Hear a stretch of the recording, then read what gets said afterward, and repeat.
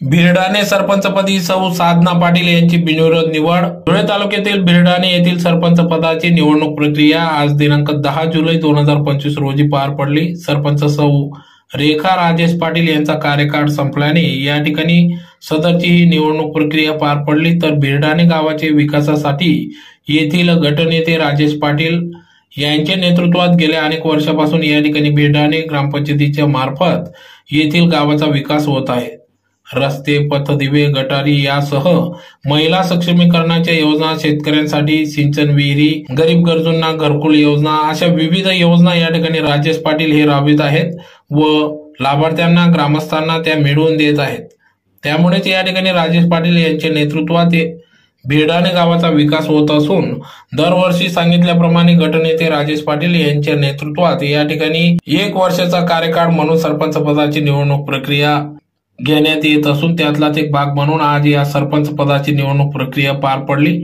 यावेळेस अध्यक्षी अधिकारी म्हणून DR लहामगे हे होते, तर त्यांना निवडणूक प्रक्रियेसाठी तलाठी PN क्षीरसागर, ग्रामसेविका श्रीमती RB पाटील यांचे सहकार्य लाभले। तर यावेळेस गटनेते राजेश पाटील यांच्या नेतृत्वात निवडणूक प्रक्रिया बिनविरोध पार पडली।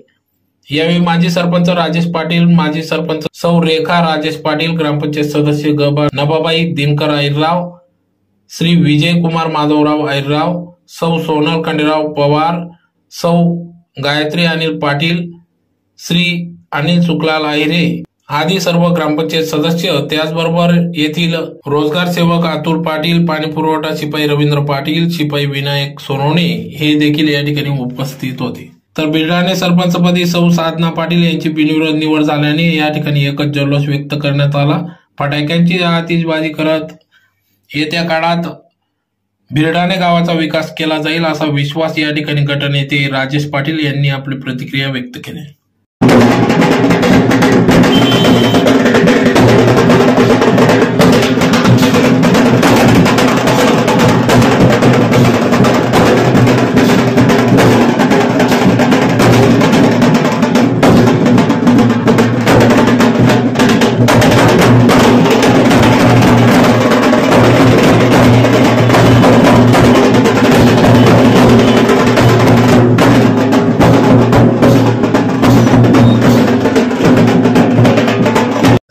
ठरल्याप्रमाणे 2021ला आमची ग्रामपंचायतीची निवडणूक झाली होती।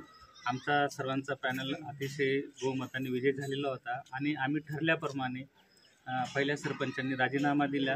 आता आमचे नवनिर्वाचित सरपंच साधनाताई रामकृष्ण पाटील हे सरपंच पदावर विराजमान झालेले आणि आम्ही सर्व गावकरी, ग्रामपंचायत सदस्य, गावातील पोलीस पाटील, ज्येष्ठ नागरिक, सर्व गाव गुण्यागोविंदाने त्यांना आमचा पाठिंबा राहील। त्यांनी असाच आपला विकासाचा कालावधी चालू द्यावा आणि गावाचा विकास करावा अशी मी त्यांना विनंती करतो आणि ते आमच्या ज्येष्ठ व ग्रामपंचायत सदस्य, उपसरपंच यांना सर्वांना विश्वासात घेऊन ते असाच गावाचा विकास चालवतील आणि ग्रामपंचायत सदस्य, ग्रामपंचायत डेप्युटी सरपंच व ग्रामस्थांकडून आम्ही त्यांना पुन्हा शुभेच्छा देतो।